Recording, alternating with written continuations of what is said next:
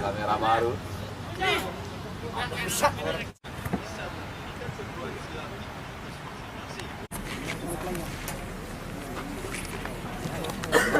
Kalau dari awal surat pemanggilan timnas dari timnas untuk pemain Sriwijaya FC itu memang terhitung dari tanggal 1 sampai tanggal 26 November untuk fase grup.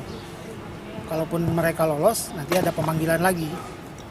Karena terakhir timnas itu main tanggal 25 November, sementara Sriwijaya FC main 24 November. Kemungkinan lawan Mitra dan Arema bisa main. Sudah ada komunikasi Pak dengan dua pemain ini Pak? Belum. Tapi kemungkinan sesuai dengan surat bisa ada sisa 2 laga masih bisa main Pak ya? Masih bisa main otomatis karena nggak lolosnya timnas itu berarti peluang untuk ke babak selanjutnya kan tidak ada kan. Karena pemanggilan awal cuman dari tanggal 1 sampai tanggal 26.